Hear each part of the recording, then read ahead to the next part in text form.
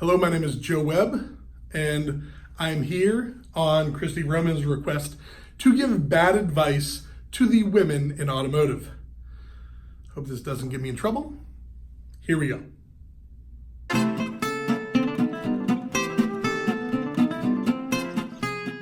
Okay, bad advice questions, here we go. Amy Banner, our first Innovation and Inspiration winner of what year was that? What was the first year we did it? 2001. No, what was it? Amy asks, Joe, what is the best way to communicate to an employee that his or her attire is not work appropriate?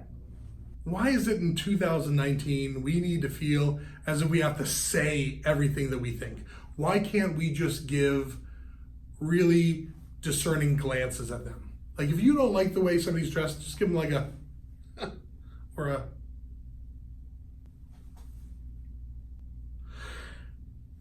then that should give them enough concern that it's time for them to change your outfit. It's all in how you look at them. Joe, my favorite question of the day, Carla Playford asks, is it ever permissible to not smile? Carla, I too found this to be my favorite question. Of course, it is permissible to not smile. I mean, provided your husband Bill gives you the permission to not smile. Janice Showers wants to know, as a manager, should I make an exception for a 62-year-old woman and excuse her from clearing snow off the lot? We know snow melts, right? Do we really have that much trouble finding cars? Do we need to see the color? You know how you find them? Beep, beep. It's that one, right?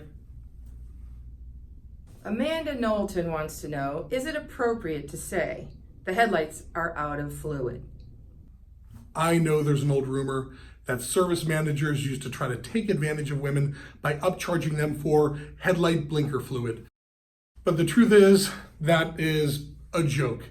Everybody knows headlights are powered by solar energy, and they're just virtual now anyway. So read a book, Elon Musk. Christine Plunkett asks, how can women in automotive get promoted quickly? Christine, how can women get promoted quickly? Well, in my experience, the easiest and fastest way to move up the corporate ladder in the dealership, if you're a woman, is to have your father or mother own the dealership. Nepotism goes a long way towards advancement. Thought it was gonna go a different way, I bet, didn't you? My friend Alan Cooper bought menandautomotive.com because he thought that was pretty funny.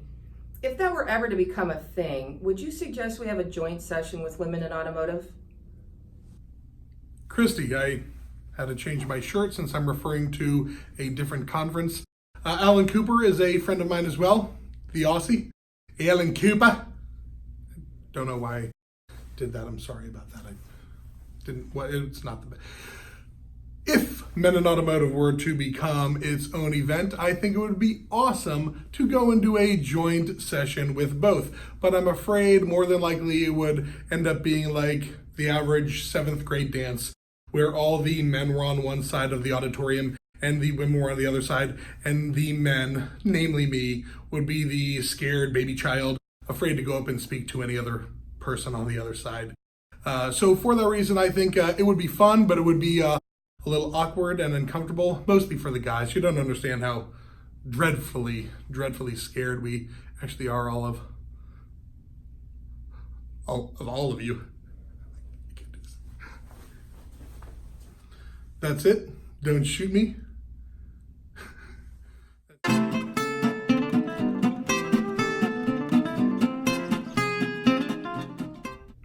I came back just to shoot a quick segue. I want to let people know that when Women in Automotive and I requested questions so I could give bad advice, it was supposed to be to and for the women in automotive.